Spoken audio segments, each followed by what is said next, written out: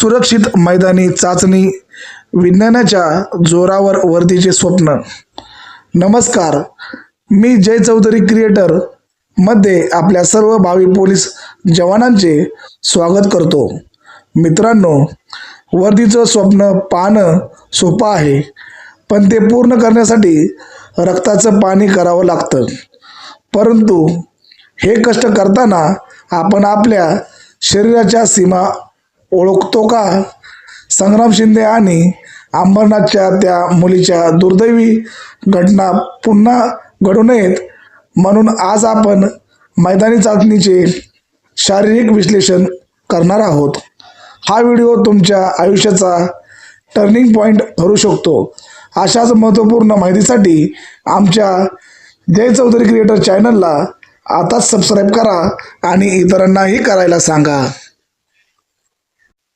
शरीराचे विज्ञान आणि 1600 मीटरचे गणित. 1600 मीटर धावणे ही केवळ पायाची हालचाल नाही, तर ते हृदय आणि फुफ्फुसाचे युद्ध आहे. हृदयाची गती, हार्ट रेट. जेव्हा तुम्ही वेगाने धावता तेव्हा स्नायूंना ऑक्सिजनची गरज लागते. हृदय ही गरज पूर्ण करण्यासाठी जोरात धडकू लागते. जर तुम्ही सराव न करता अचानक अतिवेग घेतला तर हृदयाचे ठोके अनियंत्रित होऊन कार्डिओक हार्ट अटॅकचा धोका निर्माण होतो. रक्तदाब, ब्लड प्रेशर. धावताना रक्तदाब वाढणे स्वाभाविक आहे, पण जर शरीरात पाणी कमी असेल, डिहायड्रेशन, तर रक्तभिसरण बिघडते आणि चक्कर येऊन मेंदूला रक्तपुरवठा कमी होतो. श्वासोच्छ्वास. धावताना तोंड उघडे ठेवून धावल्याने घसा कोरडा पडतो. श्वासावर नियंत्रण नसेल तर फुफ्फुसांना सूज येऊ शकते. मैदानी चाचणीसाठी खबरदारी आणि तयारी. आहार, डाईट. भरतीच्या किमान 3 महिने आधीपासून प्रथिने, प्रोटीन आणि कर्बोदके कार्बोहायड्रेट्स युक्त आहार घ्या. मैदानात जाण्यापूर्वी अतिजेवण करू नका, पण रिकाम्या पोटीही धावू नका. एक केळ किंवा पाणी आणि झोप. आदल्या रात्री किमान 7 ते 8 तास शांत झोप घ्या. शरीरात पाण्याची पातळी, हायड्रेशन कायम ठेवा. वेळ आणि तापमान. भरती प्रक्रिया सकाळी 10 ते दुपारी 12 या वेळेतही चालते. उन्हात धावताना शरीराचे तापमान वाढते. अशा वेळी डोक्यावर पाणी मारणे टाळा. त्याऐवजी मान आणि मनगटावर पाणी लावा, जेणेकरून रक्त थंड राहील. पोशाख आणि बूट. खूप घट्ट कपडे टाळा. बूट हलक्या आणि चांगल्या सोलचे असावेत. नवीन बूट घालून थेट भरतीला जाऊ नका. किमान 15 दिवस आधी ते वापरून पहा. भरती प्रक्रियेतील इतर प्रकार. गोळाफेक व लांब उडी. गोळाफेक यात केवळ हाताची ताकद नाही, तर पायाचा आणि कमरेचा बॅलन्स महत्त्वाचा आहे. खांद्याला दुखापत होऊ नये म्हणून आधी व्यवस्थित वॉर्मअप करा. सुरक्षितता. कोणतेही प्रकार करताना जर शरीरात तीव्र वेदना जाणवली तर तेथेच थांबणे शहाणपणाचे आहे. वर्दी पुन्हा मिळवता येईल, पण शरीर नाही. वर्दी म्हणजे आयुष्य नव्हे. मित्रांनो, जर पोलीस भरतीत यश नाही मिळाले तर खचून जाऊ नका. देशसेवेचे अनेक मार्ग आहेत. होमगार्ड, निष्काम सेवा. स्वतंत्र भारताची पहिली संघटना आज हे जवान स्वतःचा खाजगी रोजगार सांभाळून तुटपुंज मानधनावर पोलिसांच्या खांद्याला खांदा लावून उभे आहेत. त्यांच्या सेवा शर्ती आणि मनामागचा विचार शासन करत आहेच, पण त्यांची जिद्द पहा. ते देशसेवा करतात, केवळ नोकरी नाही. स्वयंरोजगार. छत्रपती शिवराय, महात्मा फुले आणि डॉक्टर बाबासाहेब आंबेडकरांनी आपापल्या स्वावलंबी व्हायला शिकवले. पोलीस नाही झाला तर उद्योजक बना, शेतात नवनवीन प्रयोग करा. तुमची लायकी एका परीक्षेच्या निकालावर ठरत नाही. विविध क्षेत्रामध्ये तुम्हाला आपलं आयुष्य घडवण्याची संधी आहे.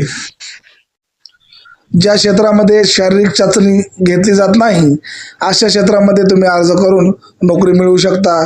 जर तुम्हाला कुशल शेतीचं काम येत असेल तर शेतीबरोबर सरकारचे किंवा महाराष्ट्र राज्य शासनाच्या विविध उपाययोजना आहेत, जोडधंदे आहेत. त्या जोडधंद्याच्या माध्यमातून तुम्ही आपला चांगला रोजगार करू शकता.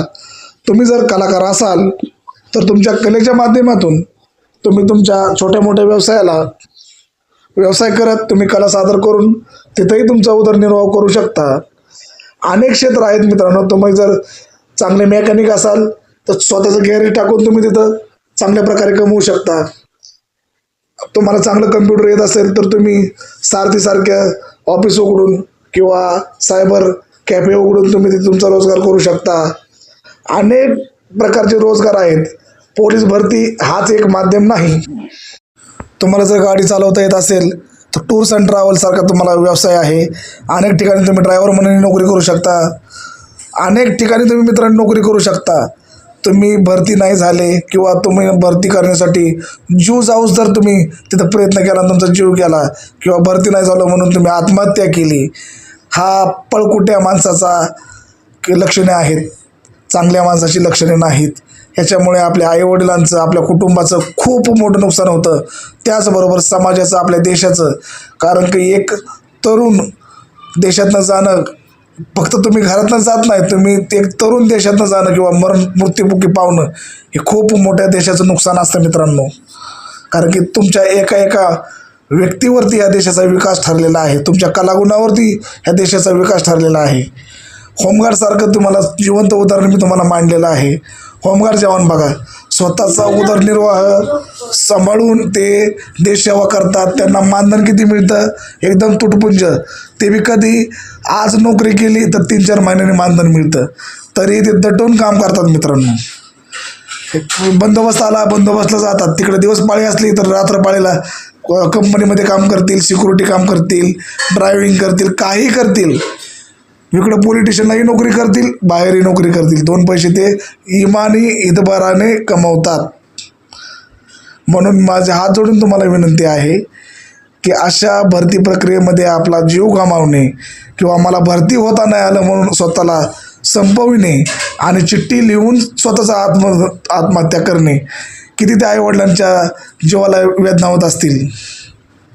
म्हणून मित्रांनो, कळकळीची विनंती आहे की अशा प्रकारे कुणीही आपला जीव संपवू नका, निराश होऊ नका. अनेक मार्ग आहेत. एक दरवाजा बंद झाला म्हणून काय झालं? हजारो दरवाजे उघडे आहेत तुमच्यासाठी. प्रयत्न करा. आयुष्य ही एक मोठी शर्यत आहे आणि त्यात तुम्ही जिवंत राहणे हीच सर्वात मोठी विजयाची पावती आहे. खचू नका, स्वतःला जपा आणि जिद्दीने पुढे चाला. हा व्हिडिओ प्रत्येक सराव करणाऱ्या तरुणांपर्यंत पोहोचवा.